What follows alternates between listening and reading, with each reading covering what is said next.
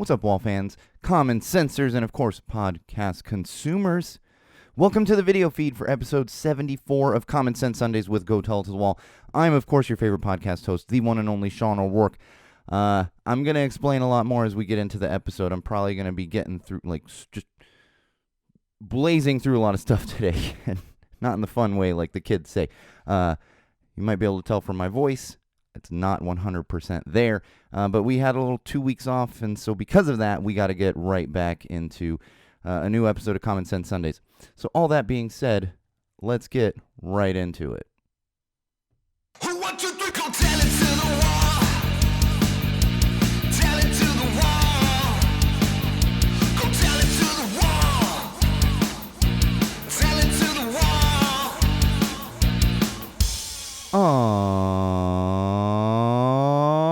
All right, wall fans, common sensors, podcast consumers. Welcome to another very exciting edition of Common Sense Sundays with Go Tell It to the Wall, hosted by me, your absolute favorite podcast host, the one and only Sean O'Rourke, and this is episode 74, first episode of April. We just crossed into April, and as you can hear, my voice is not 100% right now, but we were off for 2 weeks. Had a little mini hiatus because of I blame Fat Mike because of Punk and Drublick festivals. That's what kept us out of the studio for 2 weeks there. And honestly, I've just been going hard at the shows, and my voice is suffering because of it. And we're going to get into a lot of those show recaps. I'm going to do as much as I can, and I'm going to go as long as I can, because hopefully my voice doesn't fully give out today. We'll see. But it's, as you can tell, it is not there. This is not how my voice usually sounds. Sound a little bit like Rev from the Drowns right now. Not nearly as cool as that, but closer than usual, I guess you could say. So that being said, we always kick things off with our social plugs. You can keep up with us during episodes, after episodes, for episodes, whenever you so please, and you can do that in multiple locations. One of those would be facebook.com/GoTellItToTheWall. That's right, facebook.com/GoTellItToTheWall. You're going to find our official Facebook page right there. And of course, youtube.com/GoTellItToTheWall. Head over, subscribe to our YouTube channel. Again, youtube.com/GoTellItToTheWall. You just got to remember that /GoTellItToTheWall for those ones. But then, of course, there is my own personal Instagram account, which is at SoCalSean, SoCalSean, at SoCalSean. And actually, there's quite a few pictures, and especially if you go through like my tag stuff, you're going to see a ton of photos from the past few weeks, past 3 weeks, really. I think this past weekend's photos are still migrating their way onto everything, but a lot of show photos up there, so definitely make sure you follow me on the Instagram. And of course, if you remember nothing else, remember SeanO'RourkeLive.com. That is your one-stop shop for everything that is Go Tell It to the Wall, Common Sense Sundays, and Sean O'Rourke Live, and you're going to find links to all those things I just mentioned. So if you don't want to remember the URLs, not because I know they're very difficult to remember, but if you don't want to, just go to SeanO'RourkeLive.com, and you can click on all the things at the top, find the Instagram, the YouTube, the Facebook. There might even still be a Twitter up there. We just don't use the damn Twitter, so follow that too if you want. I don't even remember. Oh wait, it's on the wall. I should put a different social link up there. I always forget. Sean O'Rourke Live's literally on the wall behind me, so you can read it. You don't even have to remember it, just if you're watching. Then again, if you're listening, you're not. Wall fans, I am not at 100% today, but it's all going to be worth it because we got some good stuff to get into. And of course, also on Sean O'Rourke Live, you're going to find a link to our Patreon. Please help us out if you have the means to do so. Every little bit helps. And if you don't want to do that, you can also support us by picking up some merch. You can link directly to the merch website from SeanO'RourkeLive.com. So check out the merch up there. All kinds of common sense merch. And like I said, we're back at it this week. I am just not 100%. It's funny. I've actually got a couple injuries. Here's the thing. Adrenaline takes over, but I'm just getting a little old for hitting it as hard as we did the past few weeks, and it wasn't even like a bunch of drinking. It's just jumping and dancing and singing, and my hip hurts, my back hurts, everything's a little bit sore, but feeling great despite all the soreness. All right, but before we get into all that show stuff and recaps and stuff, we're going to talk about some digital trends happening around the social platforms over the past week or so. And I didn't go that deep. I know there's lots of stuff we missed. And I'm only going to glaze over the one thing that I know. Here's the thing. I know a lot of people out there are probably like, ooh, Sean's going to go on. I'm not even touching that thing. I don't watch the Oscars. I'm not even touching the thing. But one hashtag that's trending, has been for the past couple days, is, of course, and this one trends now and then, but it's like you cannot escape it. It's hashtag Trump cult. Trump cult. Because there was another rally in Michigan where Trump's doing his bullshit stuff, and there's all kinds of false info that's coming out. So that's why we see these hashtag Trump cult hashtags pop up, because people, they like to point out the false information and anything. Like, really, you can't, if you really went and did some fact checking, there's not a lot of truth that comes out of the orange one's mouth. But it actually spawned another trending topic on Twitter. And this one I was like, why is this trending? And this, I found this really hilarious. So Bin Laden was trending, has been trending for the past day or so.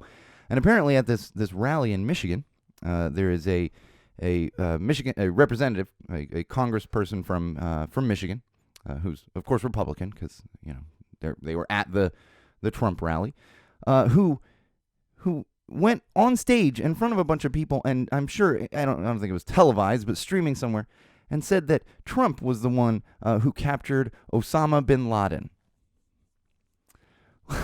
We're getting used to the false information, but it's just getting so ridiculous. For those of you that don't know, Osama bin Laden was captured and killed during Obama's first term. Not even Obama's second term. This was during his first term, if I remember correctly. The Orange Menace was still hosting a reality show. He wasn't even a politician of any kind, so he had nothing to do with anything that was leading up to capturing Osama bin Laden. But you know that his base just ate it. They're like, yeah, he got bin. It's like, what? What are you talking about here? So of course that's trending everywhere, and it's mind-boggling that people that is not even I had to think about the year myself, and that's why I'm pretty sure it was Obama's first term, not even his second term. But either way, immediately I knew, like, oh no, this Trump wasn't even a politician at the time. We know this. Like, it's common knowledge. I mean, my 5-year-old doesn't know, but she's 5. So I don't expect her to know those things, but I would expect any adult American to know this and at least question it instead of just eating it up the way that base does. It's really, really astounding. Like, how much lower can you go? What else are we going to say?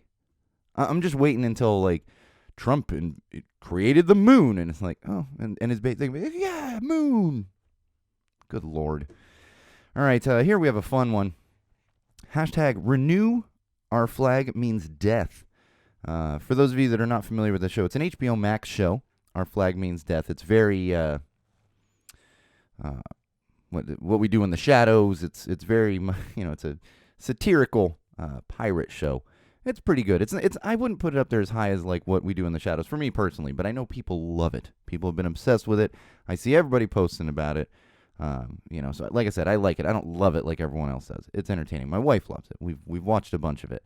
But it hasn't been renewed for a second season yet, and this it's blowing up because everybody loves the show apparently, and it's always, I'm shocked sometimes at how rare it is for these hashtags to actually make a huge difference, and in this instance it seems like why are we not doing a second? It's so popular, and this feels like one of those ones where HBO, and maybe they were already planning on it, HBO Max, and planning on doing another season, but now I would imagine this is going to push them that way because the ratings seem to be off the charts. Then again, when everyone realizes how great the ratings are, pretty much everybody involved in the production of whatever it might be, a show, movie, where they want to do a sequel, they all want a little pay raise. So I'm sure there's some of that going in, but we'll see. Share that hashtag if you're a fan of Our Flag Means Death. And then, of course, today is April 3rd. So Friday was April 1st. The worst day of the year. I got to be honest. I cannot stand April Fool's stuff. I don't like April 1st. And it's so much worse nowadays with social media. You already can't believe anything on social media to begin with. And when April 1st rolls around, I don't even look. It's just utterly ridiculous. In fact, there was one that I saw, and the funny thing is, it popped up late from it popped up like today for me. So I went, no. And it was actually believable. And it was, Blink-182 is going to go to a 4-piece band, and that idiot Machine Gun Kelly is joining. That seems ridiculous, but the dude is working with Travis Barker, so it wasn't that out of left field, And if I'd seen it on Friday, I would have immediately known, but it popped up later, and I went, you got to be kidding me. And sure enough, like 2 minutes in, I went, I'm seeing this from a couple days ago. I can't stand it. If you enjoy it, that's fine, but it's absolutely ridiculous. And what I will say, there's certain things that are just utterly uncalled for. Like people like to announce that they're pregnant when they're not pregnant. That's not something to joke about. You probably have friends that are trying to get pregnant somewhere, family or whatever, or friends and family that have lost a pregnancy. That's not something to joke about. No humor behind that whatsoever. And like I said, I can't stand the rest of it. So thank God we're done with that for this year. Until next year when they come up with more dumb things to post on all the social platforms. And then, of course, I'm going to skim over it. All the slap memes from the past week. Good Lord. And you know here, Wall fans, common sense says, let's not beat these things to death. Beat them into the ground. It took a day to beat the hell out of the slap memes and all the stuff floating around. It was like, okay, I get it. I get it. Yes, a thing happened. Why do we care this much? Like, who cares? Like, seriously. I have nothing else to say on that whole situation. I don't watch the Oscars. I don't care. Everybody else has to wait. I don't care. No, I don't. All right, some COVID updates. I'm going to be drinking a lot of water throughout this episode, more than usual, because, like I said, it's not there. I'm hopeful to have it back by next Sunday, and luckily there's only one show between one show between today's show and then next week's episode. So I've only got one concert between episodes, so hopefully that'll help a little bit. All right, COVID updates. Like I said, there was a man in Germany who was caught. I can't help but laugh at this. He was caught having gotten a COVID vaccine 90 times. Actually got the vaccine shot, 90 of them, 90 shots. And I mean, I have some friends that did not do well with the side effects of the shot, and I was like, I have some friends that would have killed them. They would have died, just dead. 90 shots, and the reason he did it is he wanted to sell forged vaccination cards. And you could say, well, why does he need to get the actual shot to sell the forged vaccination cards? Because he wanted accurate, like, batch numbers on them. If you look at your vaccine card, it has like, I can't remember. I never look at mine too closely. I just have it, and I have it digitally on my phone. But it has like numbers, so that it tracks which kind of batch of vaccine you got, what type of vaccine, and so because of that, he went and got 90 of those to sell them, and then got caught. So, good job, buddy. Is it worth it? Just get the. I'm gonna stop saying it because we're a year into having a vaccine.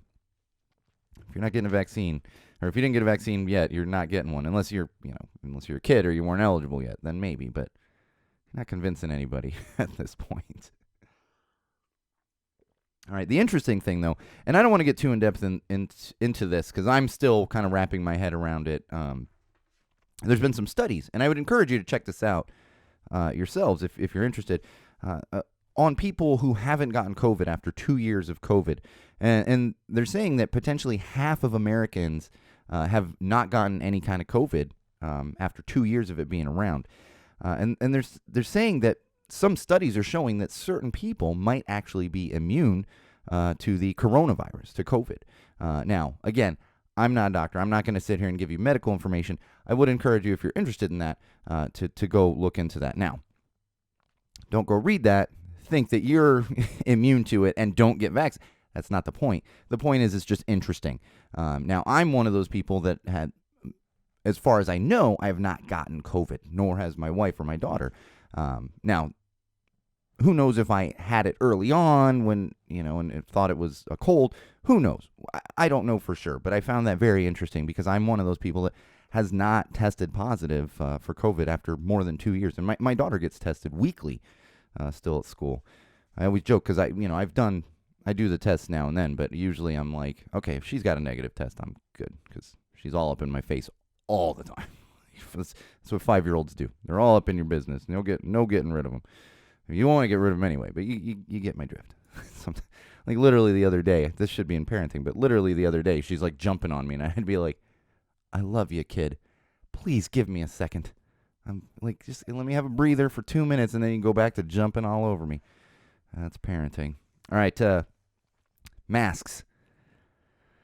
Pretty much all the mask mandates are gone. I think, really, we're just down to public transportation where you have to wear a mask. But I did find it interesting, and I'm going to get into recapping my Arizona trip, at least the concert, Punk and Drublic part of it.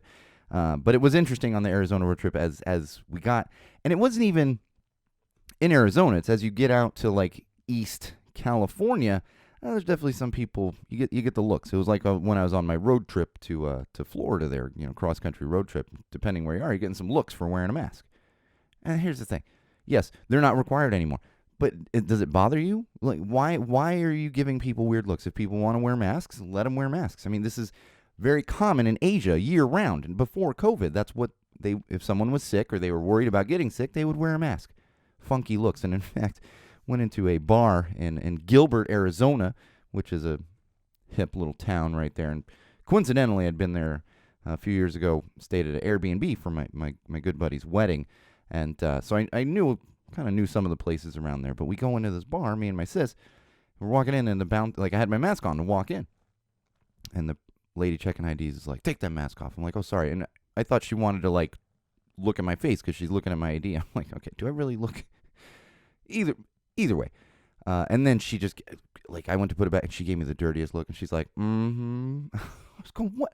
How is my mask affecting you? You're just being a bitch about it. Like, let's call it what it is. You're being a bitch. That's all it is. We've politicized this. I'm doing my fucking thing. You do your fucking thing. Done. Yeah, now you don't have to wear a mask. You're not required. Congratulations. Being in a different world. But it's great. I mean, my kids' school, they're not requiring masks at the schools here in Los Angeles anymore. But I've noticed all the teachers still wearing masks, and most of the kids still wearing masks inside. But then you go to other places, and not so much of that.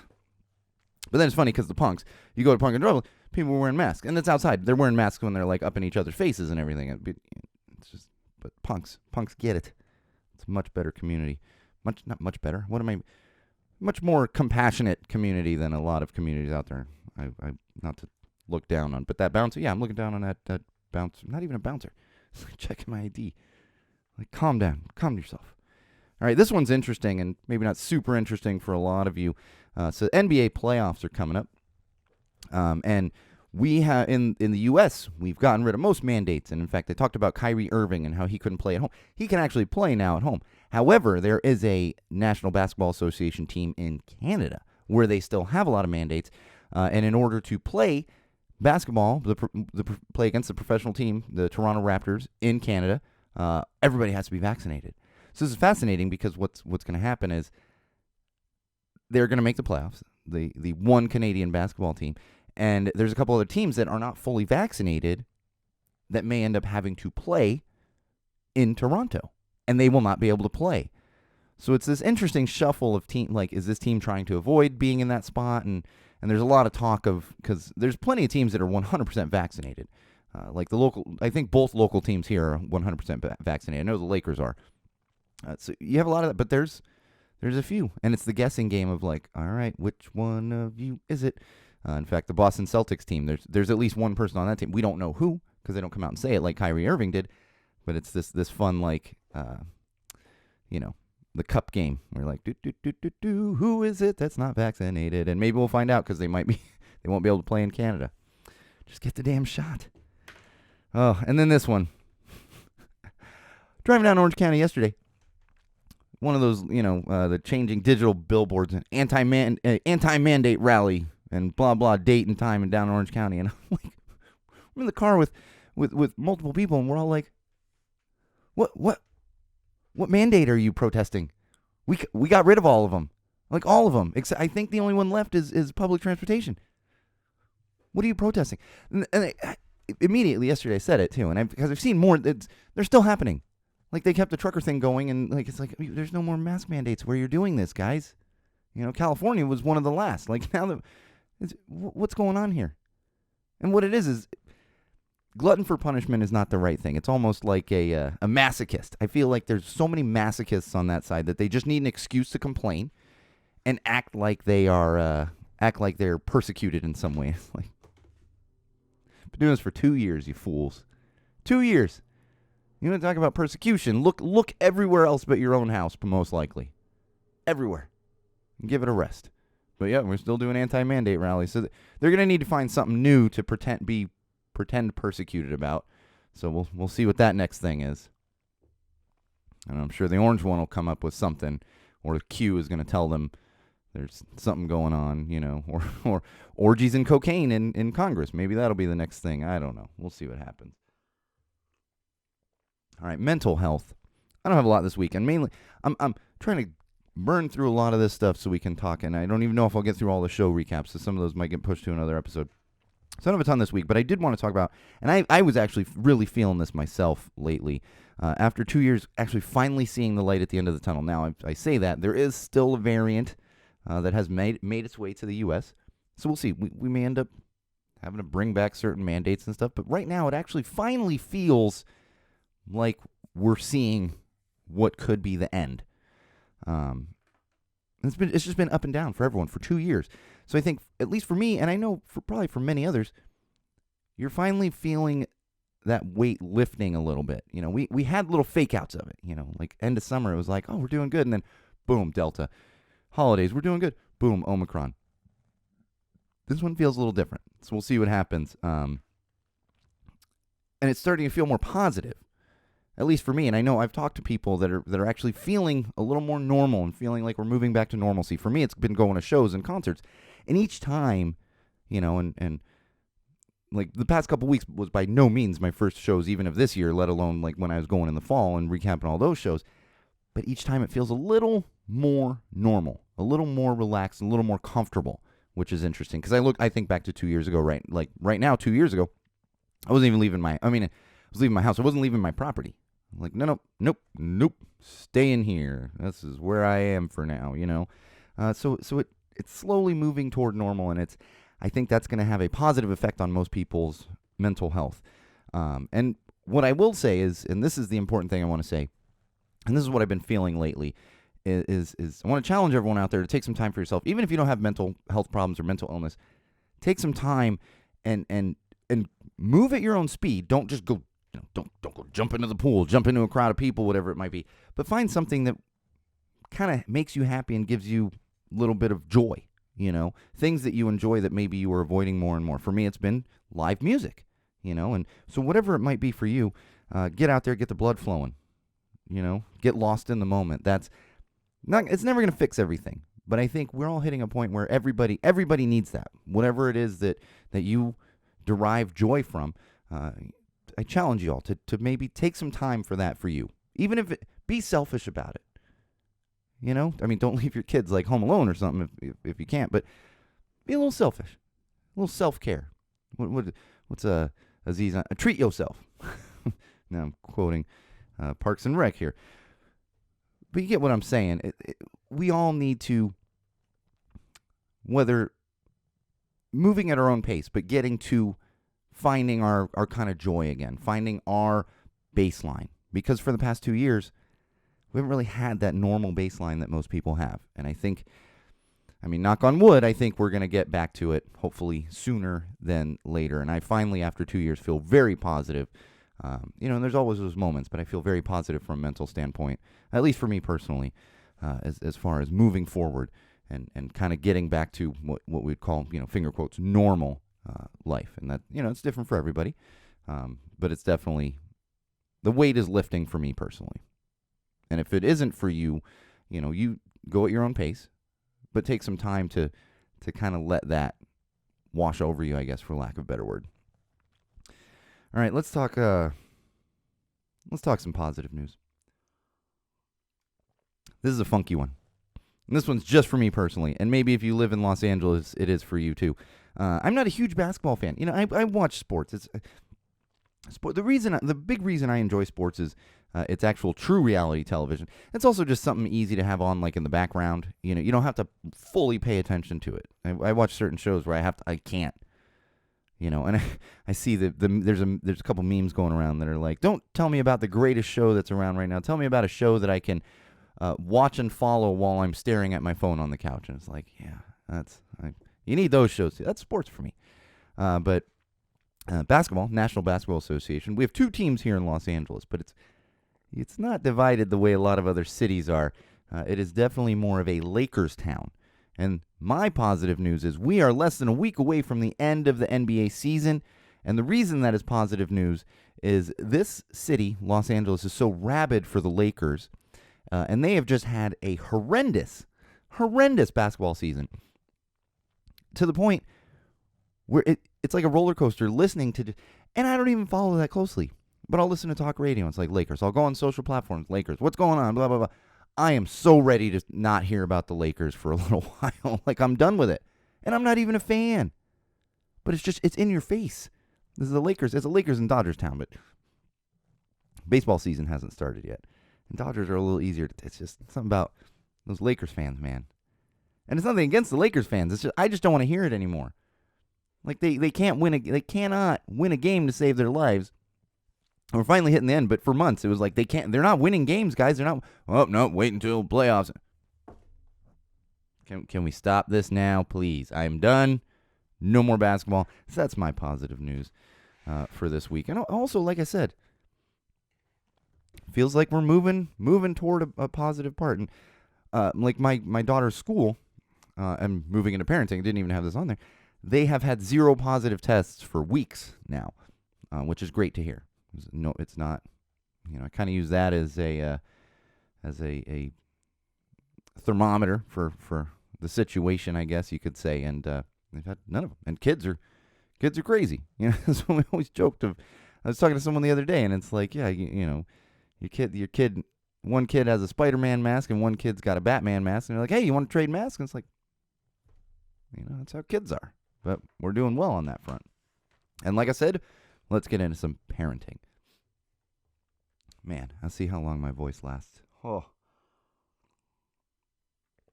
It was that dry Arizona weather, too.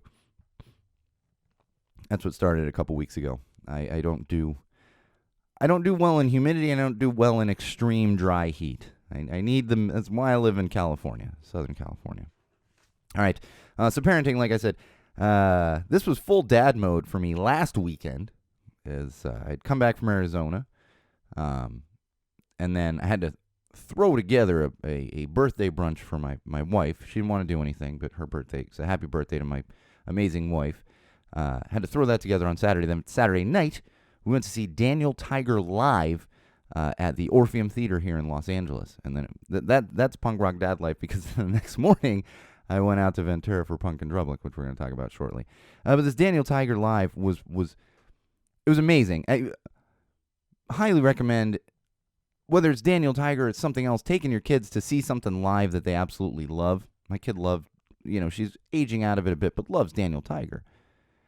And it was an absolute trip to see the joy on not just my kids' faces, my friends' kids' faces, but also the way that it was like a concert for kids, the way that we go to concerts. And in fact, I'm sitting in the upper part, of the Orpheum Theater there, and I look down on one of the balconies, and there is this little girl, must have been like 3 years old, and she is pumping her fist and dancing and like heads going all around. Time of her life. It was amazing. And my kid had all the fun as well. And the good thing of this being at the Orpheum is I got to enjoy a little beverage, a little beer there while we're watching the show, which is always good. Not necessary, but it's good to, get a little beverage in there while you're watching people jump around in multiple costumes and sing all the Daniel Tiger songs that, of course, because you've watched all the Daniel Tigers with your kid. At least I have, I'm sure most parents, they know all these songs. And I can see parents singing along, too. They're getting their kids. It's quite the family experience. Although one of the favorite things, that they had merch afterward, which was awesome because it was totally like a concert merch setup, and like T-shirts and hoodies and a bunch of different things. I look over and there's a guy with like full sleeves of tattoos, And I could tell, I was like, that's like, he's totally a merch guy, but not like a kid merch guy. And sure enough, when my wife was up there getting some merch for the kids, she was she was like, man, you got a lot of patience for the kids or something like, or whatever it was. And she's like, you're a big Daniel Tiger, jokingly. And he's like, so you could tell he's a full-time like merch guy, probably maybe works at the Orpheum there, but they usually have other kinds of concerts, not a lot of Daniel Tiger concerts coming through there. So highly recommend it if you can catch Daniel Tiger live coming through your city. It's easy. It was cheap. Take the kids. All right. Oh boy, hang on. See if I can edit out that cough. Probably not. You're all going to hear it. Sorry. Voice not here. Oh. All right. School fundraisers. I want to talk about this briefly. It's something that kind of has been bothering me lately. And with my kids' school, we did a fall fundraiser and had to sell a bunch of cheesecakes and a bunch of junk. I think I've still got some in my freezer because we bought like frozen cookie dough. And it's fine. I like to support the school. I'm all for that. And then we had Girl Scout cookies. I had to do that. So I'm hitting up friends and family for Girl Scout. And sure enough, like a week after Girl Scout cookies ends, the school's like, oh, spring fundraiser. And I'm like, okay, fine. Let's do another freaking fundraiser. I don't mind supporting the school. Here's the thing that gets me, and what I really don't like about these school fundraisers is they go in there and they get the kids all hyped up, and then they show them all these silly little prizes that they can get for selling a bunch of whatever the fundraiser is, And you might think, well, it's harmless. Get the kids excited. Here's the thing. Not every kid at that school is going to be able to sell all of that. And then they're going to feel left out because other kids are getting all these prizes and they're not getting the prizes. The kids get the prizes like right in front of each other. This has been this way forever. I remember when I was in elementary school and that's how it was. And I was a maniac at fundraisers, so I got myself a lot of prizes, to be honest. But that's how it is. And then, sure enough, my kid, she's like, I got to get all the prizes. Here's the thing. I would rather just give money to the school. And that's the thing, is you look at these prizes, you're not getting like a TV or a car or anything. It's a bunch of $2 tchotchkes that you buy, from like a party supply store. It's nothing. So I'd much rather just give the school money, and then I'll spend $15 on Amazon and get my kid this stuff instead of hounding my friends and family. Hey, and I can't even. We were selling like popcorn or some popcorn and candy. It's junk food too. There's nothing but junk food. All my friends and family are gonna get They're gonna have constant sugar rush because I'm selling them so much. My kids selling them so much stuff full of sugar. Can we not overhype the kids? Kids are going to feel left out, and kids are going to insist on, and it's like, here's money. Please don't make me shill to all my friends and family again. Let's just call it a day. Man, I don't know how other parents out there feel, but that one was getting me lately because it's like, gotta have the. No, you don't. You have toys that are 10 times nicer than these silly little prizes that you're getting. Forget about it. All right. One more here. This one got me. I'm watching that Abbott Elementary that I've talked briefly about a little bit. It's a good show. I can't get over how much they're trying to be The Office, but either way, I enjoy the show. However, I watched an episode recently, and you know how we are here at Go Tell It to the Wall fans. I'm not a fan of the challenges. All these TikTok challenges, Twitter challenges, it's been bread and butter for Go Tell It to the Wall. I mean, back in the Tide Pod challenge and those ridiculous ones that were so off the wall. It was Abbott Elementary episode. They had something. It was a TikTok challenge, and it was desk running, and it was students running across the tops of desks in the classrooms. And I went, wait, is this a real challenge? From what I could find, it's not a challenge that existed. So now we have the producers of an ABC, writers and producers of an ABC sitcom, ABC, pretty big network, Abbott Elementary. It's a primetime sitcom, showing kids new challenges to do. Here's the other funny thing, and like I said, it doesn't seem to be a challenge that exists. They wrote this in there. I get it. But let's not inspire kids to do dumb things like that. Don't create challenges for the people that are doing these things. Let's let them figure it out on their own. I also don't want my kid running around on desks in a classroom. That's a way to break a bone. But it did. I did start laughing. I got to be honest, because it's actually happened to me in like 7th or 8th grade. We're coming in the classroom, and one of my classmates gets up, and we had the big desks, and that's what's funny too, is I'm saying to my wife, I'm like, certain desks you cannot do that with, like the little tiny desks like most people had in high school, where it's just a chair and a table, and it's like kind of slanted, like you're immediately going to go down. You can't run across those. But we had the big desks, like, and tons of room for books, like flat desks. And this classmate of mine gets up, starts running across the desks, literally running across the desks. And sure enough, teacher walks in. He's doing it for like 30 seconds. Teacher walks in and catches him running across the desks, and just gives him. Still to this day, I can see the look she gave him, just the look of like utter rage and disdain for the fact that he started running across desks. Do not do that, kids. That is not a smart thing to do. But maybe like I said, let's not put ideas in people's heads. Challenges, jeez. All right, let's talk some common sense. Oh, I think we are. I think the voice is going to make it through today. I feel like I'm going a mile a minute, but a lot to get into here. All right, some common sense, like I said. So this is actually part of my Arizona trip recap, I guess you could say. But I'm going to tell you right now, if you've never used Hotwire, don't ever use Hotwire. So I went to book a room for Arizona, and Hotwire is one of those sites, so it's very cheap, and rooms were at a premium for that weekend, because not only was there a big festival going on, but spring training was gearing up to start. So I just found like a Motel 6. I'm like, all right, just book it. 2 nights done. I'm done with it's booked. We're good. And here's the thing with Hotwire is they charge you in advance, so you pay for the room. So we're on a 6-hour drive out to Arizona. First of all, we pull into a Motel 6, and we're like, well, this has to be it. It's right here. And we're standing there away from it. They're like, no, you want the other one a block down. It's like, you really have 2 Motel 6s a block apart, literally a block apart. So I'm like, okay. So we go over there, wait for a few minutes. I go in and then try to look it up, and they're like, I don't have anything.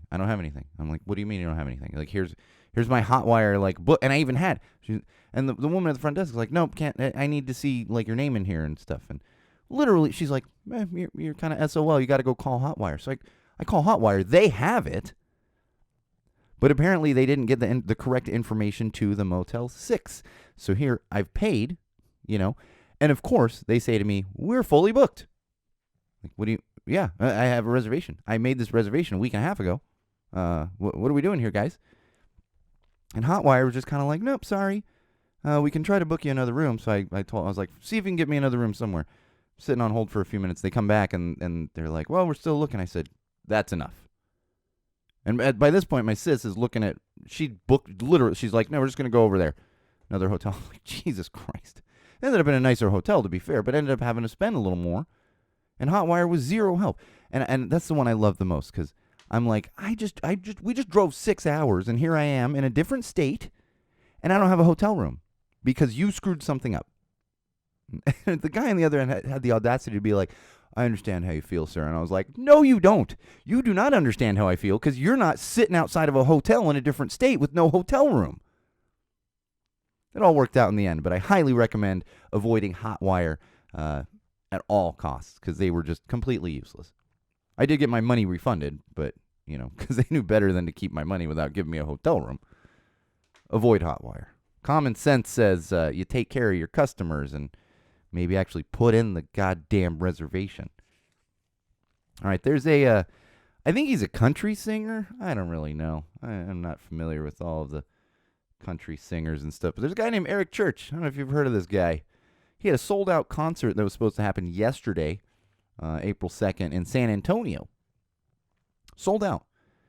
Like a week before, he decided to cancel that concert in order to go to a college basketball game because he is a big fan of North Carolina and wanted to see them play in the Final Four. Canceled a sold-out concert like a week before. It's like, people were up in arms. Understandably so. I don't know who Eric Church is, but regardless, it seems like it was a big show, and I'm sure it sounded like people were also traveling. So you've just left everyone, stuck everyone with maybe hotel rooms, flights, other things. I'm sure the tickets were refunded, but just because you wanted to watch a damn basketball game? Here's the thing. This is your job. Sure, it's your choice, but that is the best way to lose fans, is be like, you know what? Me watching a college basketball game is more important than taking care of my fans at this concert that was sold out and scheduled. And so not so good on you there, Eric Church. Again, I still don't know what he does, but that blew my mind. I was like, you got to be kidding me. You're not playing in the game. Then you don't have a kid playing in the game. Like, why? So silly to me. Just utter disrespect for your own fans. So we'll see if he sells out any more concerts moving forward. He probably will. People have short-term memory when it comes to that kind of stuff. I'm confident most of the bands and musicians I go to see would not do that. They might cancel for a real reason. But in fact, we have a band, Guttermouth is playing here in Orange County tonight. Their U-Haul was broken into last night, and a bunch of their guitars and basses were stolen. And they're still playing the show tonight. A bunch of their gear was stolen. What happened was some other musicians, one of them Eric from Jughead's Revenge and Fourth in Line, he actually lent out a bass to the band, his whole setup. And I'm sure some other musicians did. They're still going to play a show. See, now that would be a valid reason. You're like, we literally don't have the gear to play the show. But no, they're like, we're still doing it. This sucks. Help us find our gear. And if you are in the Southern California area, check out Lagwagon's post. And with specific, like, I don't know, like that kind of gear that well. But they, like, literally, they're like, this kind of guitar, this kind of guitar, this kind of bass, this kind of cabinet, this kind of amp. Like, so if you see that stuff popping up for sale or someone trying to sell it to you, let Lagwagon know. Or, yes, Lagwagon. Always do that. All right. It's so shitty when people steal instruments. This wasn't even in my rundown here, but so like these musicians aren't making a ton of money anyway. And then you take away, like, of all the things to steal, you're taking away their livelihood, and then you're possibly taking a show away from a bunch of people. I mean, you shouldn't steal anything, but geez, that's just the worst. The worst. Go steal from Jeff Bezos. Not musicians that are touring, bringing their music to people. Come on now. All right, this is one of my favorites. And one more common sense. We're going to get into some entertainment news. Disney in Florida. Oh, we've been talking about this. And Chapek, that stupid ass. It's so funny. Finally starts talking about it after the bills pass. Like, no, don't try to have compassion now. But they are saying, and they're pushing back on it a little bit. But here's what cracks me up about this, and here's where the common sense comes in. DeSantis has been calling for everybody, not just in Florida, but around the country, to boycott Disney. Cancel your Disney Plus accounts. Don't go to the parks there. Like, yeah, no, this is what he's saying. Can you imagine? Like, nobody. What? You're just going to stop people from going to Disney World? Good luck with that. It's hard to even get a reservation. Good luck trying to boycott Disney. And it's definitely not a battle that they can win. And what are you're trying to, you're going to push Disney out of the state of Florida? It's a lot of money that's going into the state because Disney is there. So it's going to be interesting to follow. I'm happy I don't work for Disney anymore because the hypocrisy is astounding. I guarantee there's executive management there that's like, no, we actually like this law. And that's why they dragged their feet until it actually passed. Unbelievable. All right, we got a little time left. Let's see how much entertainment news we can get through.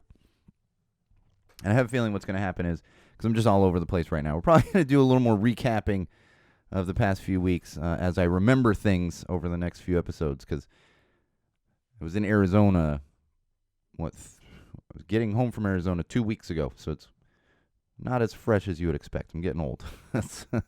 So sometimes it's a bit of a blur. Before we get into that, Grammys are tonight, the Grammys. I won't watch it all. It's not for me. And I get it if you want to watch the Grammys. I mean, my neighbor's like, my neighbor is up for one of the big Grammys tonight, whatever it is, because they live in the same neighborhood as Billie Eilish. But it's not for me. It's not my type of music. And that's the thing. And in fact, I saw today, Machine Gun Kelly's album is like number one on one of the Billboard charts. And someone had posted and they were like, that's why I don't pay attention to the Billboard charts. And it's like, yeah, absolutely. I pay attention to my own music. So if you're into the Grammys, enjoy that tonight. I will not be watching.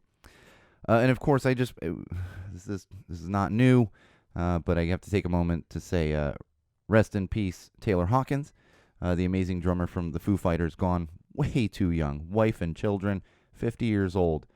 And I'll tell you, I'm not a huge Foo Fighters fan. I do like Foo Fighters. I own quite a few of their albums. But man, those music videos in the 90s, I think if you're of a certain age, those left an imprint on you, regardless of how big a fan of the Foo Fighters you are. I respect the Foo Fighters. I like them. I just don't listen to them a ton. I mean, Dave Grohl is like the ultimate rock star, in my opinion, I got to say. But really sad to see that. I know he left a lot of people behind. Pennywise was dedicating Bro Hymn to Taylor Hawkins. A lot of bands I was seeing after that happened were dedicating songs to Taylor Hawkins. Deservedly so. So gone way too young. But unfortunately, we will not. I feel like we see less and less of this. I remember when I was younger, it was like a musician or a rock star would die suddenly, and it was just like normal. But I think we're hitting a point where, whether it's mental illness and people can get help, whatever it is, that we are seeing less and less of it. All right. Oh, here we go. All right, I'm going to get through as much of this as we can. So I'm going to start with Pumpkin Drublic, Arizona. I gave you a little bit of that. Hotel worked out just fine. A little partying in Gilbert there. But, of course, the show itself. The venue was interesting. We're at this huge sports complex. And I'll tell you, as we parked and we're walking up, and that's the difference, is it's a little different in certain states, and even in certain parts of California. But we're walking up in this convertible with these two like soccer moms, and I swear they're both holding Starbucks cups and a couple kids in the back seat in a convertible. They're driving through the parking lot and they suddenly stop and they look at me and they're like, "We love your hair," and I was like, "Hey, thanks." And I get that a lot, but there was a different feel to it, and I even said it to a couple people at the festival. I was like, I get that a lot, and people are like, "Love your hair," but this was almost like they were in like a zoo. I was like a exhibit to them. Not that it was like normal. They were just like, "We don't see that. Look at that." So that was a little bit of Arizona there. Nothing against Arizona. It's great. Lots of great people there. The Venomous Pinks are there. Paul from Let Me Down's live. Like, there's plenty of great people there. But it is funny, the mix, and this huge sports complex, which was very nice. I did very much like the setup. But the only problem with Arizona is, obviously the heat. But there's not as many trees, which is something I immediately noticed when we get into these. It's just a huge open field with no trees whatsoever. So there's not a lot of cover from the shade. Of course, what I would do is I was getting a little hot. I'm like, I'm just pop into the Punk Rock Saves Lives tent and be like, "Hi, Tina. Hi, Rob. I'm just going to stand here and get a little shade for a few minutes." So outside of that, it was really great. And it did cool down in the evening, which is nice. But when the sun was right on us, it was like, whew. In fact, during Last Gang, at one point, the sun just kind of came right over us, and I'm sweating. I'm like, "Oh, what is going on?" And sure enough, I look up, it's right there, and I just started dying. I was like, "I need some water here." And it wasn't even that hot. It's the direct sun like on you. There's like no clouds in the sky. Still well worth it. I will say, the Venomous Pinks, they killed it. Such a great performance at Pumpkin Drublic, Arizona, and they have a new track out. That's why I don't have a listening to this week, but the Pinks have a brand new track out, and a brand new music video. Make sure you check that out. It's a great one. I know they're trying to get some extra radio play. I'm working on helping connect them with some of my, friends, but producers that I used to work with when I was in the radio industry. So keep an eye out for that. Cannot recommend them enough, and cannot give them enough props for how good that set was that they put up there. It was so nice to see them, especially in Arizona. I'd never seen them play kind of in their home state, not even home state, but like in Mesa, which is where they're from. So that was pretty great. The Bouncing Souls absolutely killed it. You know how sometimes, and maybe you can't relate to this, but how sometimes when you're at a show or whatever it is you're doing, and you have a kind of a moment where you're feeling it. You look around and this is life. That was Bouncing Souls at Pumpkin Drublic, Arizona. In fact, and they played all the great ones, and then they hit a point where they're like, "All right, well, thank you, we're done." And you're like, "Are you done?" They're just they come back and they full on into True Believers, and the whole crowd just lost it. Everybody's having a blast. Great pit etiquette. People going down, getting picked up. All good. Love the Souls, and they did a great job in Arizona for sure. And you got to shout out to not only Punk Rock Saves Lives, I was out there hanging out with Tina and Rob, picked up a new shirt, and then I had to have them save a couple hats for me, the St. Patty's Day hats. Maybe I'll wear it on the one of the upcoming episodes. But also Sidewalk Project was there, so it was nice to talk with some of the Sidewalk Project Phoenix crew out there, which was great. And then, which I really loved, and I hope she gets more of them, is Gabby had her own Gabby Chaos from Chaos Merch, had her own booth set up. So I'm hoping she gets more of that out there too. So that was really cool to see. And I saw all the friends out there. Some friends from out of state that I really only knew from Facebook. Ran into them, had a blast hanging out, enjoying music, tasting beer. The cool thing about Punk and Drublic is they didn't have it for Punk in the Park and Bruce Scott, but they brought back the plastic tasting glasses, like the little glass that you walk around. I probably should have just had it sitting here because showing it to the video watchers. So that was nice to see. And one of the biggest highlights, I talk about them all the time, is I finally got to hang out in person with the amazingly talented Paul Smith of Zombie Teeth Clothing. So that was definitely a big highlight for me. He came out all the way from the UK, and so we were constantly joking. I was like, "You had a much further trip than we did," and I will tell you, it's funny watching it a British guy get out into some Arizona heat. I think, and Paul can probably confirm this. I think he was dying at like 8 p.m. Where it was 80 degrees, and it was warm. But it's not that warm for us because we're kind of used to it. But when you come from England, where it's not warm right now, I think he was melting a little bit. But absolute pleasure to do that. And in fact, if you go on to Instagram, you're going to see Paul took the time to shoot some photos with us. So check those out on the Instagram and on the Facebook. I don't know that they're in the. Yeah, well, maybe I'll share them on the Go Tell It to the Wall page. But fantastic time. I cannot recommend Punk and Drublic enough. Just had a blast out there. Despite the mean ID checker at the weird bar there in Gilbert. So then, of course, I'm so spoiled, too, because there at one point, like a bunch of the group we were with wanted to go run up to the front to see Authority Zero, and for me, we were on the rail for Pinks, like right at the front, and then for Last Gang, we were kind of in the middle, and Bouncing Souls kind of in the middle, but everyone wanted to go up front, and I love Authority Zero. They're great, fantastic band, but I'm so spoiled because I had literally seen them a week before at the Pennywise show that I recapped a few weeks ago. So I was like, I saw them a week ago. Like, so spoiled on that front. But then, of course, get back from Arizona. I'm exhausted. I definitely took a nap the Monday after getting back from Arizona there, and go through a normal week. And then last weekend, I told you, Daniel Tiger Live, and then last Sunday, straight up to Ventura for Punk and Drublic up there. I will say Arizona was a blast, but Ventura was definitely the larger amount of bands than Arizona, even than San Diego. San Diego was the night before. And so 2 stages out there in Ventura. Absolute blast. Doing more beer tastings, which was great. Had a blast with that.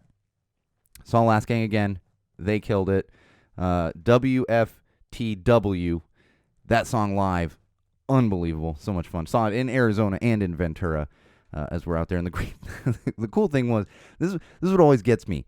Like, with the little tasting cups. It's like, no, I like that it's tasting cups because you can go around, but sometimes you want a bigger beer for a set because it's like a couple sips. And so you get your beer and then you go over to watch a band and you're like, well, now I have an empty cup. Just want, and that's, you don't have to drink to watch a band, but you have a little beer. The cool thing about Ventura was for one of the stages, the beer. So when it wasn't too crowded, I turned around like 3 times during Last Gang, and it was like a 5-10 foot walk, or like 10 steps to a couple of the beer tents. So I was like, oh, oh, back to it, up. So that was nice compared to a lot of the other brouhahas.